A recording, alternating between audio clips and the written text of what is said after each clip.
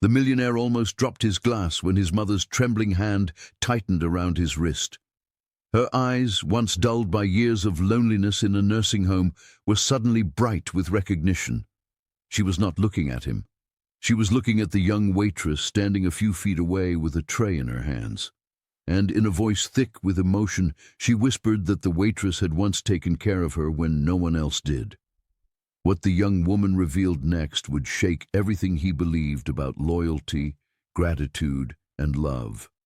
Before we go any further, if you believe in kindness, second chances, and the quiet heroes who walk among us every day, take a moment to like this video, share it with someone who needs to hear it, and subscribe to the channel. Stories like this remind us that compassion still exists in this world. Daniel Whitmore had built his empire from nothing. At least that was the version he told the press. The truth was far more complicated. He had grown up poor, raised by a single mother who worked double shifts at a textile factory. When she grew too frail to live alone, Daniel placed her in a reputable nursing home, promising himself it was temporary. But temporary turned into years. Business expansions, international deals, and endless meetings became convenient excuses. He visited less often than he should have. Guilt followed him like a shadow, but he buried it under success. That afternoon at the diner had been spontaneous. His mother had insisted she wanted pancakes from a real American diner, not the carefully prepared meals from the nursing home cafeteria. Daniel, unusually free from meetings, agreed. He thought it might ease his conscience. The diner was warm and nostalgic, with checkered floors and soft golden lights reflecting off chrome fixtures. It smelled of coffee and buttered toast. Daniel noticed the waitress immediately.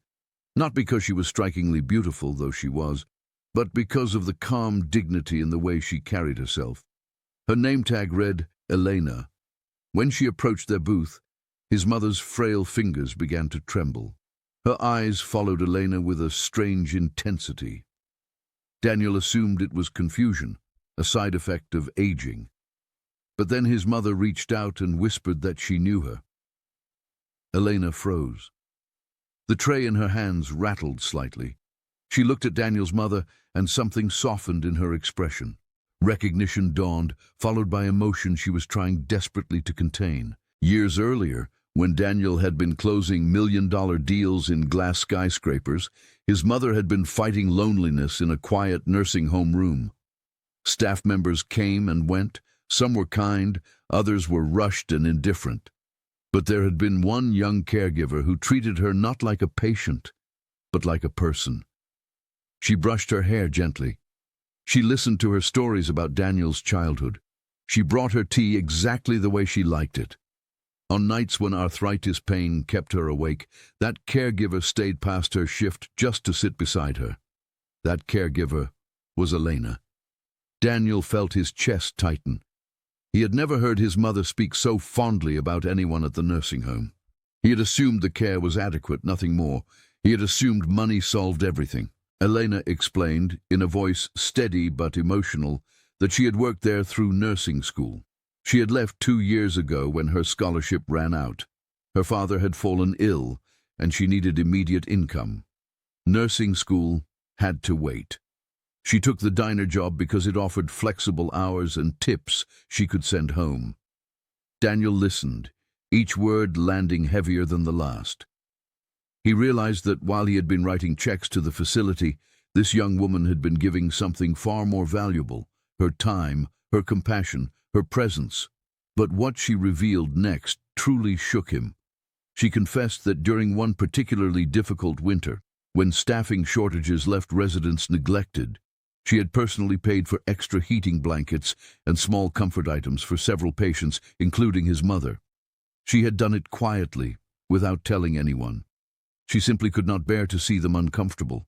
Daniel felt a wave of shame wash over him. He had spent thousands on a single dinner with investors, yet he had not known his mother needed extra blankets. He had believed that providing financially was enough.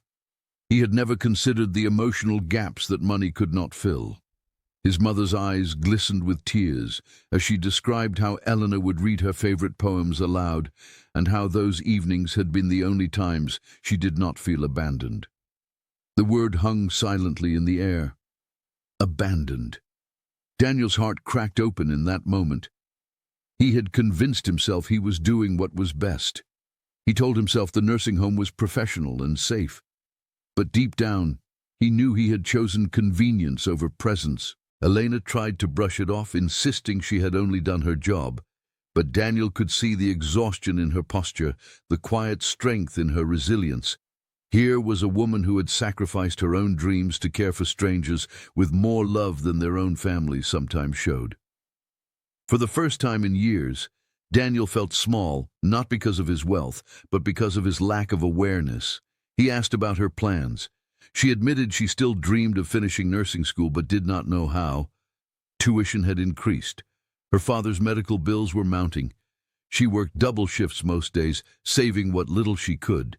The diner noise seemed to fade into the background as Daniel made a decision that would alter all three of their lives. In the weeks that followed, he quietly investigated the nursing home, ensuring standards were improved. He began visiting his mother regularly, not out of obligation, but out of genuine desire. He listened to her stories, he held her hand, he became present.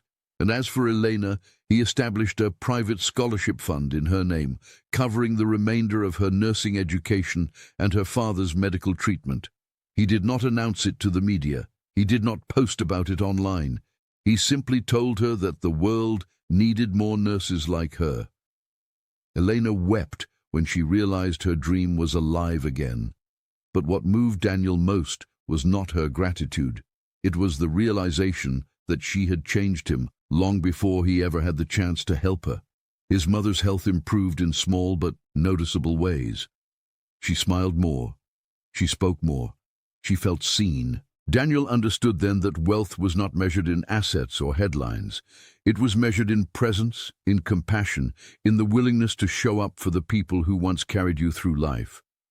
If this story touched your heart, please take a moment to like, share, and comment below. Your engagement helps spread stories of kindness that this world desperately needs. And before we end, I have a special request. Comment the word compassion if you believe that small acts of kindness can change lives forever. Because sometimes the greatest fortunes are not built in boardrooms. They are built in quiet rooms, in gentle gestures, and in the courage to care when no one is watching.